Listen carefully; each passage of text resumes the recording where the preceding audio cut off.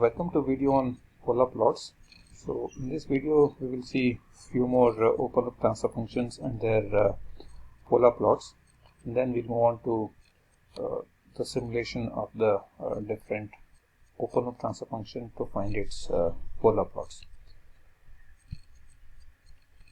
So let's consider one more transfer function which has got a 0 at -2 on the x-plane, and it has got a repeating poles at the origin. It has got two more poles on the real axis. If you can see here, this is the magnitude equation for this transfer function, and this is the phase equation. If you can carefully observe here, so we have three negative terms and there is a positive term which is corresponding to 0. Out of these three tan inverse of omega by 10, tan inverse of omega by 5 and tan inverse of omega by 2. Actually tan inverse of omega by 2 is dominating at lower frequencies. As the frequency slightly increases, the phase is actually plus is dominating compared to these two minus. You will see the effect of this 0 which is closer to imaged axis, how it is dominating the overall phase of the system. So as we can see here, this is the phase equation as we discussed just before. As the value of omega increases slowly with maybe 0.1, you can see when the value of omega was 0, it is -180 degree. When the value of omega is 0.1, the phase goes to -178, meaning that this actually reduces from -180 to -178 because this plus term is dominating at lower frequencies. You can see if you increase the value of omega to 1, this will become -170 degree. The value of omega increases larger values. You can see now it is again becoming -183. So these two terms will become dominant for larger values of omega. So that means to say, initially the phase is -180. The final phase when omega is equal to infinity is -270 degree. It is important to know how does the phase of the entire transfer function changes for lower values of omega. You can see for lower values of omega, this is actually going to -178, -170, and then goes to this. Suppose if you don't notice these changes at lower values of omega, suppose if you start with omega as -180, and if your next immediate reading is 5, which is -183, you will not notice this reduction in the phase from -180 to -178. So that's why it is very important to plot or to know the values of omega, know the values of the phase even for smaller values of omega, which is like 0.1, 1, so on. So this is very relevant when you have both the plus and minus, when you have poles and zeros terms. So that is indicated by plus and minus tan inverse of terms in the phase equation. It is always customary to start with a value of omega along with 0 and infinity for smaller values of omega. Of course, we are not too much worried about the magnitude here. You can see certainly when the value of omega is 0, so magnitude is infinity. When the magnitude is when the frequency is infinite, it is 0. So that's what is this magnitude plot is going to give us. You can see this is the infinite magnitude, phase is -180 degree. So magnitude keep reducing, and then of course you can see the phase is going to third quadrant, and it goes to, and you can see it again crosses -180 degree. That will happen when the value of omega is 4.5 radian. The phase is equal to -180. The corresponding magnitude is 0.329. So here the magnitude from this origin is 0.329 and the phase is -180 degree. Of course, if you further increase the the frequency, for higher frequencies, the phase goes to second quadrant and finally it reaches -270 degree with a magnitude of 0. This is how we can try to plot the polar plot for a bit complicated transfer function. We'll see the next one. You can see this is almost similar to that of the previous plot, but only thing is that you can see the transfer function, you have the poles closer to imagined axis than the 0. So let us see the effect of this type of transfer function where poles are dominating compared to the 0 position. So you can see the phase equation is so and so. This is -180 degree because of two poles repeating at the origin, and we have this 2 for the poles, and this is the one which is the phase due to the 0. This is how the value of omega changes from 0 to infinity.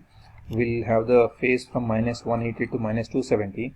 Here also you can clearly observe when the value of omega is 0.1, the phase is actually going in negative direction. It is minus 186. Because why it is going minus 186? Because this whatever tan inverse of omega and minus tan inverse of 0.5 you have, these two are actually dominating compared to this. So since the negatives are dominating compared to positive, the phase is becoming more negative as the values of omega is even lesser values of omega.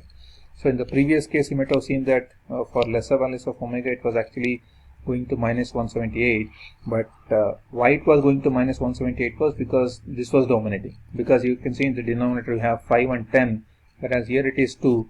So since it is a lower value, this is more dominant than these two terms, whereas in the present example actually these two are dominating than this. So this is 3, this is actually 2 here, this is actually 1.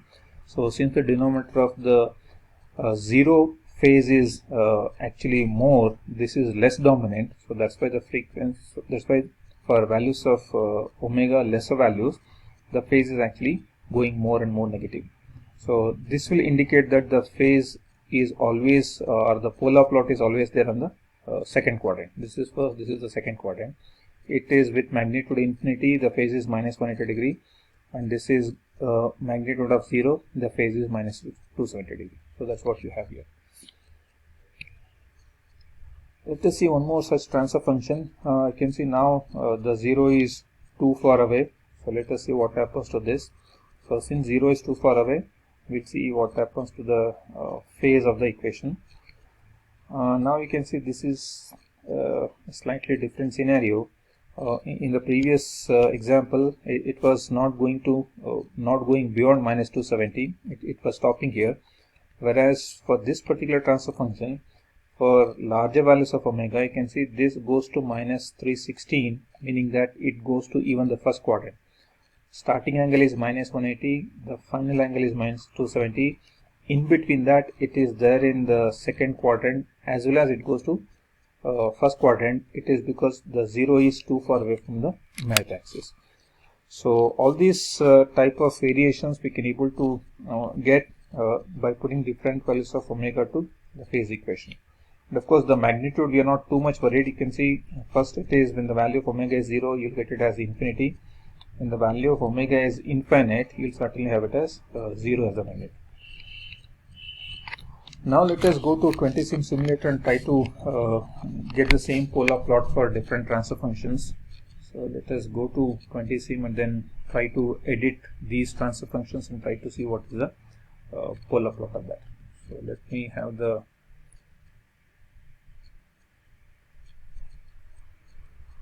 this is, let me just minimize this. Okay, let us first edit the first transfer function with a pole at minus 2. Let me delete these poles. So let me have the pole at add a pole at minus 2. This is minus 2, and I have the root locus gain as 10. Let me just edit this as 10 now. This is the position of pole which is minus 2 here, and you can see okay, this is done. Let me apply here. Let me see what is the pole 0 plot. You can see there is a pole at minus 2, and let us see what is the polar plot, which is the Nyquist plot here. You can see this is what the Nyquist plot says. So when the value of omega is 0, it is 10 by 2, which is 5. When the value of omega is infinite, the magnitude becomes 0. You can see this is 5 and this is 0. You can see the phase is always in the fourth quadrant, it's always negative. So it's always negative, 0 to minus 90 degree. It is entering at an angle minus 90 degree. So let us see the next transfer function having. So we have poles and zeros located at, let me just see what is.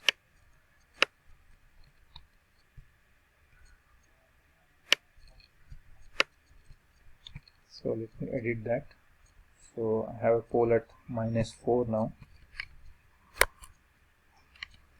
and one more pole is at minus 10, the root locus gain is actually 20. So let me apply this. You can see you have poles at minus 4 and minus 10. Root locus gain is 20. Let us see the pole 0 plot.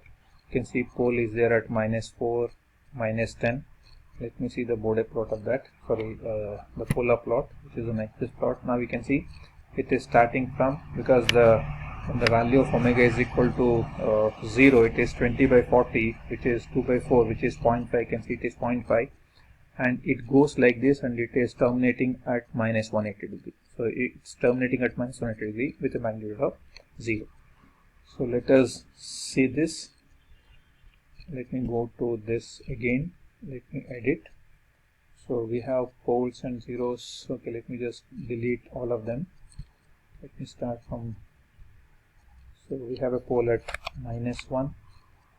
We have a pole at minus 2. So I'm just looking at this. Next we have a pole at minus 5, and then the root locus gain is actually 10. Root locus gain is 10. So if I say OK, you can see minus 1, minus 2, minus 5. That's what is minus 1, minus 2, minus 5, the pole position, and of course root locus gain is 10, which is this 10. Let me see the. You can see now this is minus 1, minus 2, and minus 5. This is actually root locus. Okay, let me see what is the Nyquist plot is. If you can see here, this is starting with a magnitude of 10 by 10, that is 1. So you can see this is still going to second quadrant. You can see it is entering at an angle of minus 270 degree.